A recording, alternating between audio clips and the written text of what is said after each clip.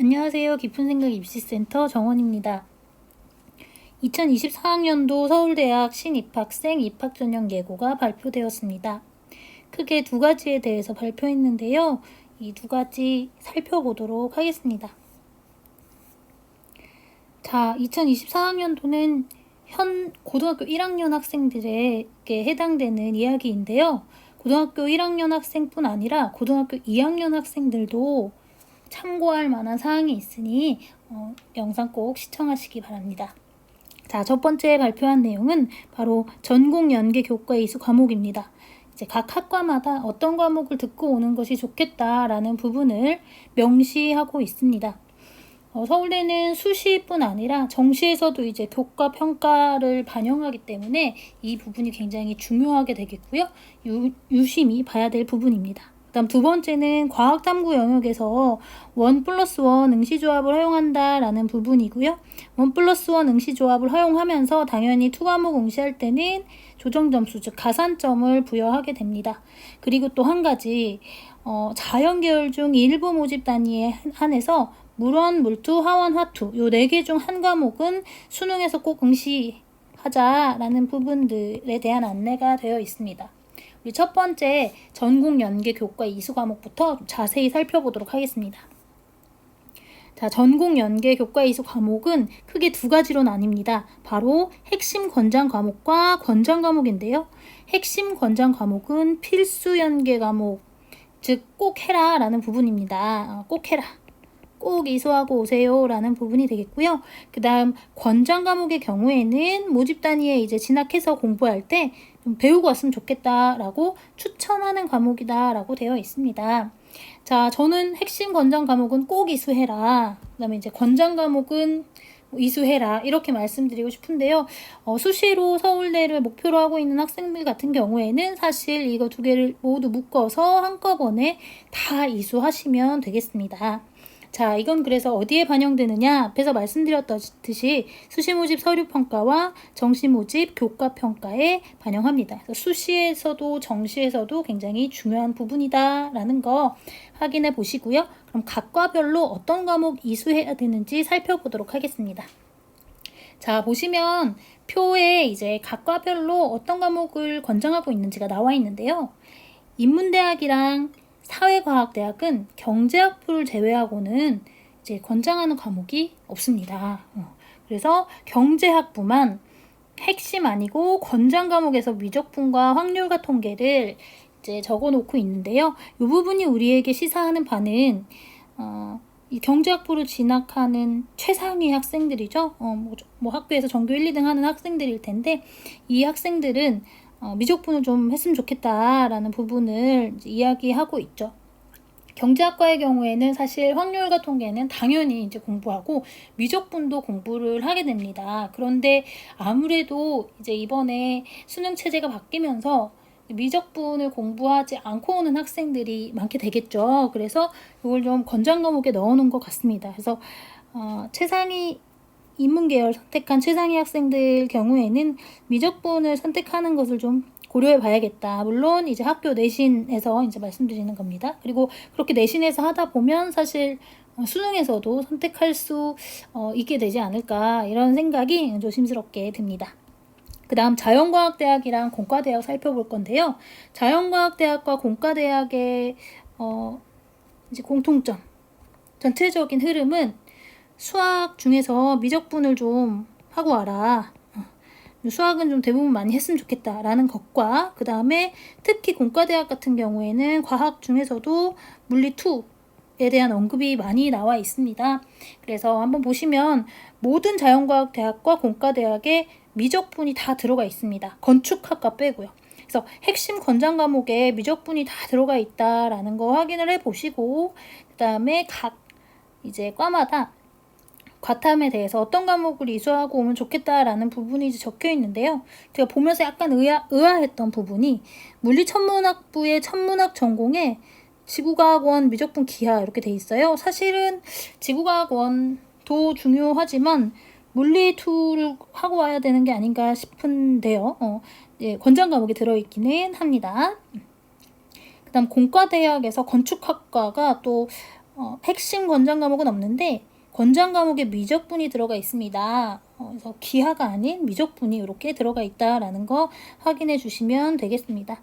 그래서 뭐 다른 학과들 보시면 수학 이제 기하나 확률과 통계가 이렇게 들어가 있고 이제 핵심이랑 권장을 다 살펴보면 몇 학과 빼고는 컴퓨터공학부 같은 과 빼고는 이제 미적분, 기하, 확률과 통계가 이제 거의 다 들어가 있다. 이렇게 생각하시면 되겠습니다. 원자의 공학과도 미적분만 있긴 한데요. 이렇게 해서 자연과학대학이나 공과대학에서는 수학을 많이 하고 오고 특히 미적분, 공과대학에서는 물리에 대해서 좀 권유를 많이 하고 있다. 이 정도로 확인해 보면 되겠습니다. 그 다음은 농업생명과학대학인데요. 각 과별로 생명과학이나 이제 화학2 이런 것들 권장하고 있고요. 그 다음에 조경지역시스템공학부나 바이오시스템 소재학부에서는 미적분 기하를 둘 다 이렇게 권장하고 있네요. 그래서 핵심 권장 과목과 권장 과목 이렇게 보실 텐데요. 사실 서울대를 지망하는 많은 학생들은 물론 가고 싶은 학과가 있겠지만 그 학과를 한 학과를 정해서 그 학과만 바라보고 공부하는 것은 아니잖아요. 이게 그 학과는 목표일 뿐이지. 그래서 여러분들이 뭐 앞에서 봤던 자연과학대학이나 공과대학 마찬가지고 그 다음에 농업생명과학대학도 마찬가지고 여기에 있는 핵심 권장 과목과 권장 과목 그러니까 단과대학별로 있는 이 권장 과목 전체를 좀 구성해서 교과 이수를 하는 것을 추천드립니다. 그 다음 사범대학의 인문계열 쪽 사범대학은 거의 다 권장 과목이 없는데요. 지리교육과의 경우에 한지, 세지, 여행지리 이렇게 좀 하고 왔으면 좋겠다라는 권장 과목에 들어가 있습니다. 핵심은 아니고요. 그 다음 수학, 물리, 화학, 생물, 지구과학 교육과에 각각 이렇게 과목들이 들어가 있는데요. 여기 핵심 권장 과목에 과학교육과들 같은 경우에 물, 화, 생, 지, 지구과학 교육과는 지구과학 1이 들어가 있는데요. 자, 이렇게 되어 있는데요. 이 학과를 지망하는 학생들 같은 경우에는 사실 여기 미적분이 들어가야 된다고 생각을 합니다. 서울대를 입학하는 모든 자연계열 학생들은 1학년 때 수학을 배우게 되는데요. 그 수학이 미적분입니다. 그래서 미적분을 하고 가시는 것이 좋겠다. 여기에 써있진 않지만 여러분들이 미적분은 꼭 하고 가셔라. 그러니까 여기 안 써있다고 미적분 이수도 안 하고 이런 학생들은 거의 없겠지만 하시는 것이 좋겠다 말씀드리고요. 그 다음 생활과학대학 그 다음 수의대, 약대에서 생명이랑 화학이 이제 중요하게 다뤄지고 있고요. 의과대학 같은 경우에 생명과학이 중요하게 다뤄지고 있죠. 그 다음 마지막으로 자유전공학부 같은 경우에 미적분이랑 확률과 통계가 권장 과목에 들어가 있습니다. 핵심 권장 과목은 아무것도 없긴 하네요. 자, 자유전공학부에 왜 미적분이랑 확통이 들어가 있을까 생각을 해보니 이 자유전공학부에 들어간 선배들이 좀 몇 해 있죠. 그 선배들이 아마 미적분과 확률과 통계가 꼭 필요한 학과에 진학을 많이 하지 않았을까. 이제 들어가서 전공을 정하게 되잖아요. 그런 생각이 듭니다. 그래서 제 생각에는 공대 중에서도 컴공, 그다음 뭐 경제 이런 과목들 이런 데에 이제 많이 지원을 했겠죠, 선배들이. 그래서 그러한 경향이 있고 자유전공학부가 정시가 생기면서 많은 학생들이 자유전공학부를 정시로 합격을 해서 자기가 원하는 학과를 가고 싶어 하는데 그 학과가 대부분의 학생들이 컴퓨터공학부를 원합니다. 그래서 그런 부분이 좀 반영되지 않았나라는 생각이 듭니다. 자, 그렇게 교과 이수 과목에 대해서 봤고요. 두 번째는 수능 과학탐구 응시 영역 기준 개편에 대해서 보도록 하겠습니다. 자, 드디어 서울대가 원원 과학탐구 원원 응시조합을 허용합니다. 근데 그냥 허용하는 건 아니고 이제 서울대학은 2 과목을 사랑하잖아요. 그래서 조정 점수를 부여한다. 조정 점수 그냥 쉽게 얘기해서 가산점이라고 생각하시면 됩니다. 가산점을 부여한다. 정시 모집 지역 균형 전형에서는 수능 표준 접수 총점에 조정 점수를 부여한다. 이 정시 지균은 수능 60, 그 다음에 교과평가 40. 이 40점 중에서 30점은 기본 점수입니다. 이렇게 해서 일괄 전형으로 선발을 합니다. 그 다음 정시 모집 일반 전형은 다단계인데요. 1단계는 수능 100으로, 그 다음에 2단계는 1단계 80에 교과평가 20점, 이 중에 기본이 15점이고요. 이렇게 반영을 합니다. 자, 그래서 정시모집 일반전형 역시 이제 1단계 수능 표준점수 총점에 여기에 이제 더해준다라는 거죠. 몇 점을 더해주느냐 한번 보실까요? 1, 2는 3점, 2, 2는 5점. 근데 2, 2를 하는 경우 별로 없겠죠. 그래서 1 플러스 2는 3점을 준다. 근데 이제 서울대가 국, 수, 탐이 1대 1.2대 0.8의 비율로 보통 들어가 왔어요. 여태까지. 아마 24학년도도 그러지 않을까 싶은데요. 그래서 이 점수가 이제 뭐 80%로 줄어서 들어가게 되겠죠. 근데 이게 가산점을 주니까 가산점이 있으니까 2를 그냥 선택하면 되겠구나 이제 라고 생각하실 수도 있는데요. 이게 가산점을 조금 더 깊게 생각해 보니까 이제 표준점수로 서울대가 모든 과목 표준점수로 반영을 하잖아요. 정시 수능에서. 그래서 이제 역대 과탐 표준점수를 이 아래쪽에 좀 가지고 와 봤습니다. 많은 학생들이 이제 원원 과목을 하게 될 텐데요. 여기에서 만약에 첫 번째 가정으로 생명이랑 지학을 이제 선택했다. 그래서 그러면 표준점수가 71점, 72점 해서 143점이 되겠죠. 그래서 생원, 지원 이렇게 했다. 그런데 이제 내가 투를 좀 공부를 하고 싶어서 생원 화투를 했다. 두 번째 생원 화투를 한번 해볼까요? 생원 화투 70 해서 141점이죠. 자, 이런 경우에는 역전의 여지가 있겠죠. 역전의 여지가 있겠는데 다른 경우 한번 볼까요? 나는 자연과학을 너무 사랑한, 기초과학을 너무 사랑하는 최상위권 학생이라 이렇게 선택을 하는 겁니다. 화원, 몰투. 실제로 뭐 이렇게 선택하는 친구들이 있을 수 있어요. 많지는 않지만. 그러면 점수가 어떻게 되느냐? 68점 더하기 62점. 이렇게 해서 130점이 됩니다. 여기에 3점을 추가한다고 뭐 어떻게 역전이 가능할 수 있을까요?